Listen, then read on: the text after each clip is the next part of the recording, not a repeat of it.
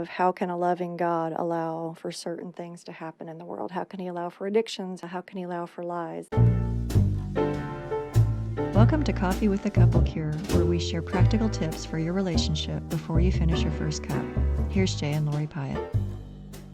Hello, everyone, and thank you for joining us on this episode of Coffee with the Couple Cure. I am Lori. I'm Jay. And today basically is going to be covering how can a loving God allow for certain things to happen in the world? How can he allow for addictions? How can he allow for betrayal? How can he allow for lies? That sort of thing. Right.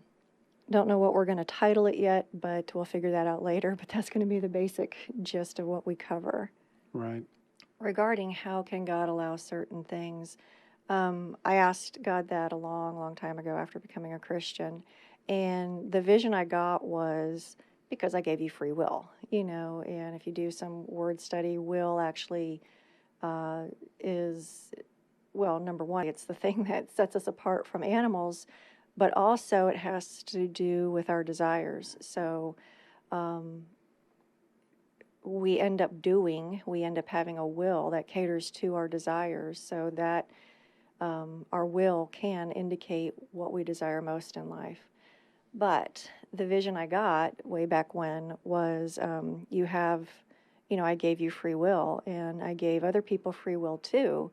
And if I were to stop this one person from cheating on you or lying to you, then imagine what your life would be like, And the vision I got was like, okay, I'm put in life and God's going to stop me from doing all the bad stuff. And so I'd go this way and I'd be like, stopped. Well, can't do that. And I'd go this way and I'd be stopped. Well, can't do that. So let me turn around. Nope, can't do that either. And I'd be just like stuck, So we have been given free will, so we're not stopped all the time, yet we can make a mess of our lives with that free will. Right. A lot of people have said, it's the way God knows we love him, and that kind of speaks to the desire thing. When I desire God, my will is going to look much different than if I desire appeasing my flesh, if I have a love of pleasure, that sort of thing. So it's going to look much different if I have a love of God and pursue that. Right. One way I've seen it or heard it said is the only place that the sun shines every single day is in the desert, and nothing grows there. So we need both. We need these different seasons. We need rain. We need sun. We need the seasons of life for growth. We need it for things to be vibrant and healthy and living, because if everything was just sunshine, it would be sand and death and unlivable terrain. Mm-hmm. And nobody wants to stay in the desert for super long time. I've also heard that looking at our brains are not designed for long-term high highs, and they're not designed for long-term low lows, that, we can't sustain either one very much. The power of being in a 12-step group is, number one, the power of perspective, of being able to see that other people have gone through similar situations. I think that's the power of any group where we can sit down, and whether that's a group that's focused on the grief of some type of loss, or getting through cancer, or getting through an addiction, it's helpful to have other people with us who say, yeah, that was a hard time for me, and I'll certainly, be praying for you, or we can talk more about it, whatever. We wouldn't get to know people in kind of this shared pleasurable experiences, but in these shared painful experiences. And I believe that God called us, at least as Christians in the Western world, to meet people in their brokenness, not to meet people in their best moments. Right, only in their best moments. Yeah, I mean, I only know in their that, best moments. times of worship can be meeting people in their best moment, but Yeah, I mean, whole churches have been built on we're all going to wear plastic smiles and pretend that um, we're good enough Christians that nothing bad ever happens to us. So Right. I don't fit in there. I don't fit in those places. That's for sure. Yeah. And in our pain, I think there's an authenticity that's lacking in some of our joyful moments. I think sometimes in our joyful moments, we either make them out to be better than they are, or we're simply just caught up in the moment, which is fine. Mm-hmm. There's nothing wrong with the joyful moments. We'll go back to the episode on the Serenity Prayer. Yes, enjoy the moment. There's nothing wrong with that. Mm-hmm. But when it comes to connecting with another human being,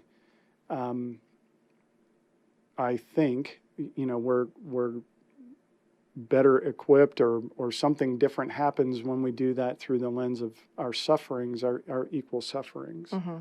It makes us more human to one another. I even heard that people connect way more with people who are showing up real in their human frailty and in their messed upness much more than those who come across as people who are perfect. And I think you can probably see this in your own life. I know for me, it's definitely like, yeah, that person looks like they, have it all together, but that person's a mess, and I can relate to them, because I feel like I'm a mess too. So there's definitely something there for most people.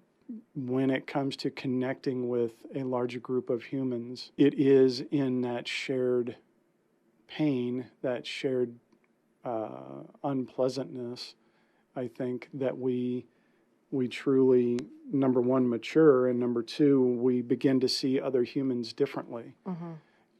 As opposed to putting them in a box of their this political belief or this religious belief or this background, whatever, when we can say, oh, you've been there.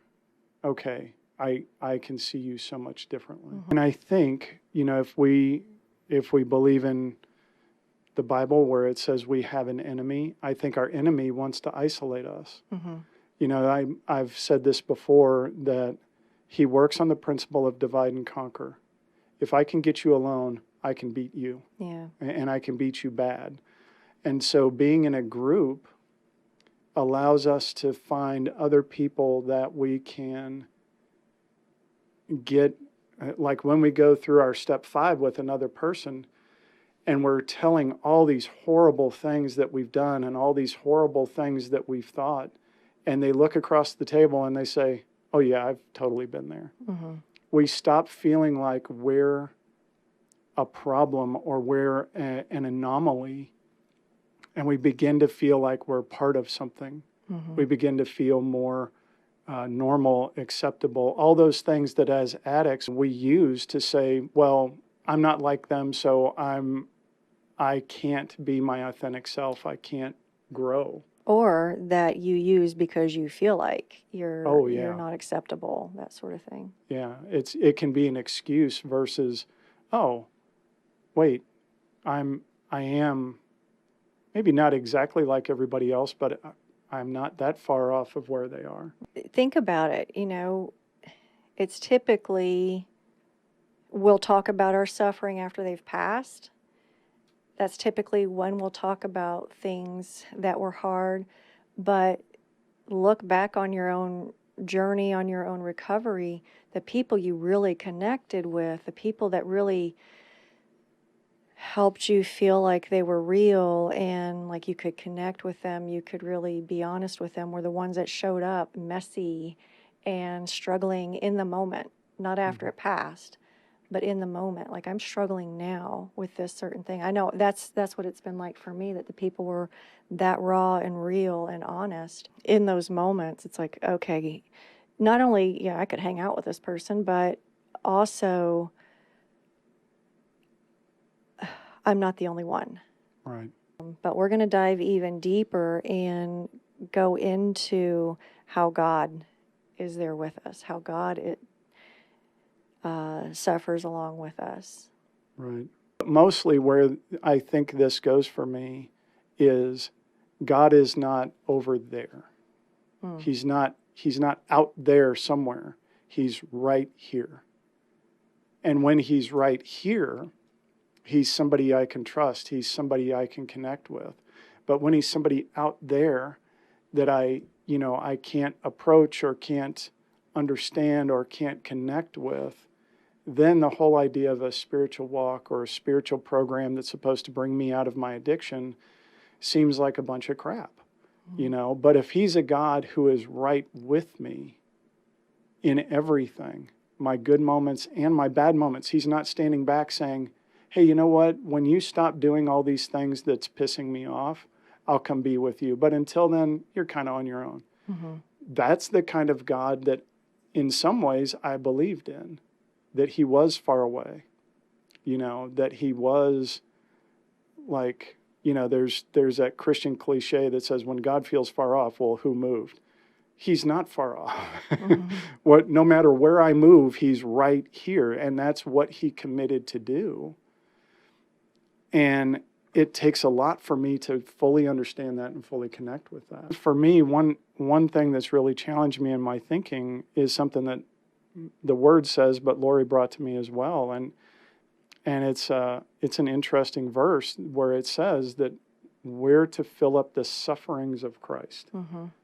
And when we think about that, Christ suffered for the sins of all, and yet Paul says we're to fill up the sufferings of Christ. The fill up the sufferings of Christ, because I was like, I've had certain scriptures roll through my head. I'm like, what does that mean? What does that mean? The message I got about that one is like when an addict, especially in our work, watches his wife kind of be destroyed while trying to hold the marriage together, and then comes out of the fog and starts going, oh my gosh, why did you go through that? If she can say, because Jesus went through a lot for you as well, it can really bring home the self-sacrificial nature of God, the self-sacrificial nature of what he's kind of called us to, but also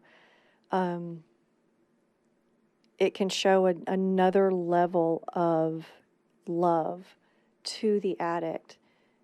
Like, you would do that for me? Yeah, because you're worth it. You're worth that to me. I know I thought you were nothing but a piece of crap, but there's enough good in you that I would go through some suffering in order to get through to you, just like God did, he, giving up his son for you.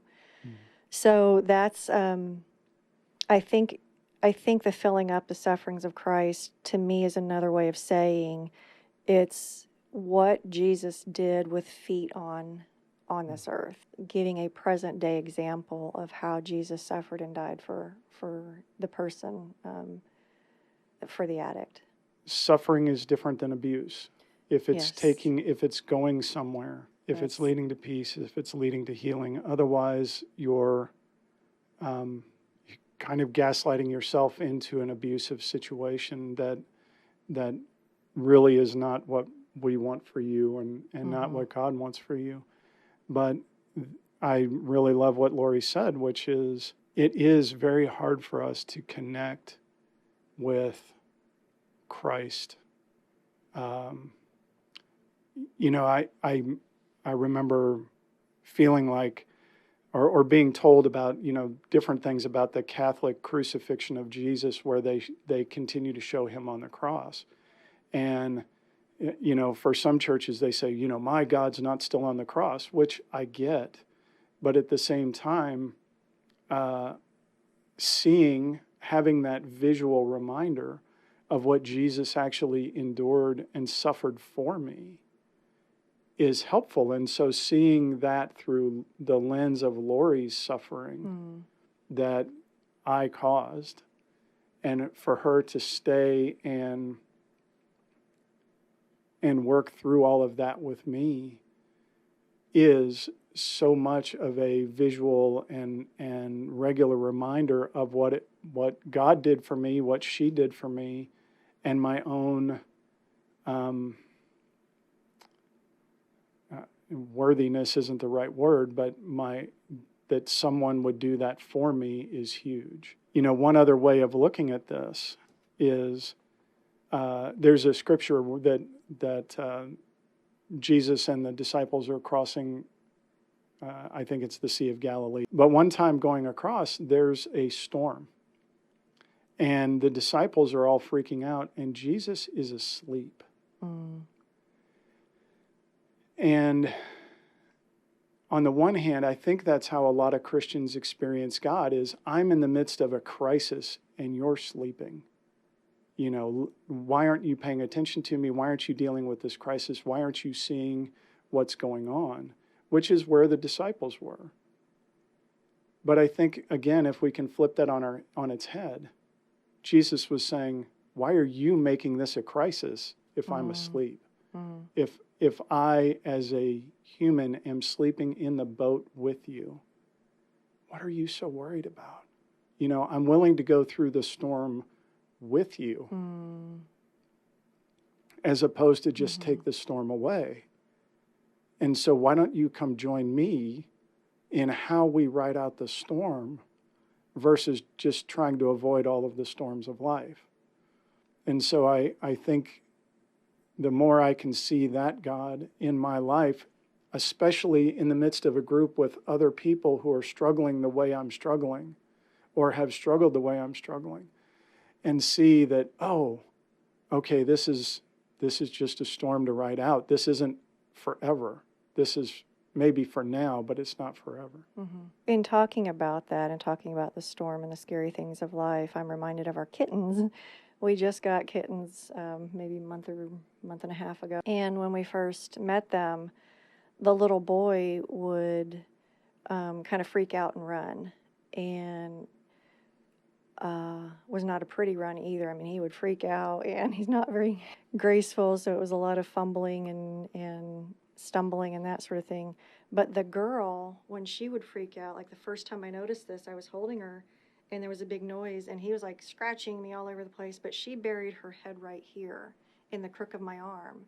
And I was like, wow. So when Jay talks about Jesus is asleep on the boat, my mind goes to, if I were in the boat, I'd be like, okay, he's onto something. I'm going to crawl like, I'm going to back up into him and put his arms around me because he's the safest place to be.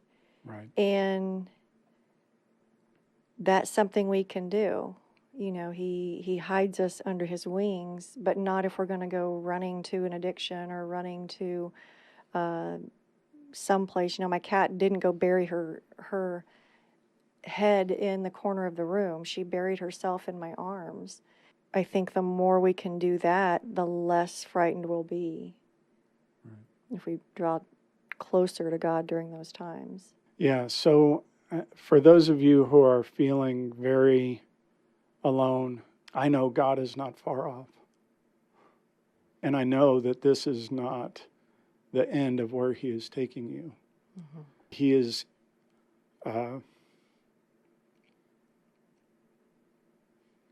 certainly always willing to ride in that boat with you.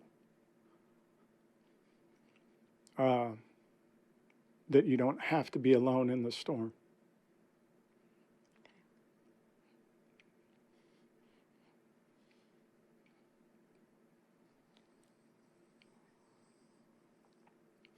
What's causing the tears?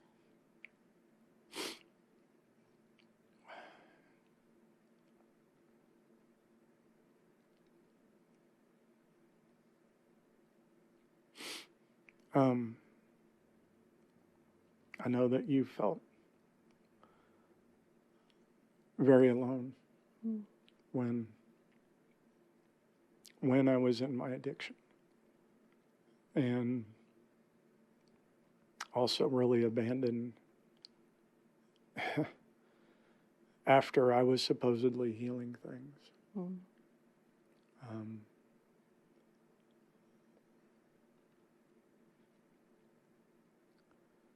And I know that you leaned on God quite a bit, and that I did not. And I know there are other people out there going through that. And I hope they can find what you found and what you helped me to find. It was difficult, definitely. And God definitely brought it full circle where, thankfully for you, the suffering that I went through, the suffering Christ went through, changed you. Yeah. I'd hate to think where you'd be if you weren't humble, and where you'd be if you hadn't eventually listened and continued to listen and continued to do the hard work. So thanks for acknowledging it, though. Thank you.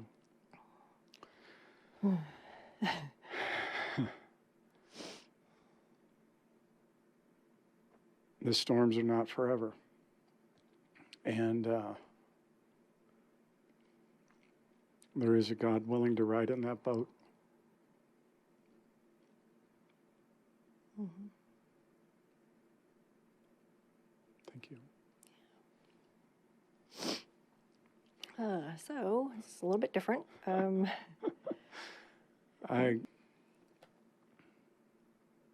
Yeah.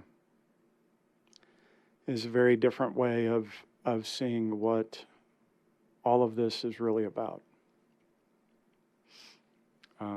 I do not believe that God tortures us. I believe he knows it would be torture without him. And so he sits with us. And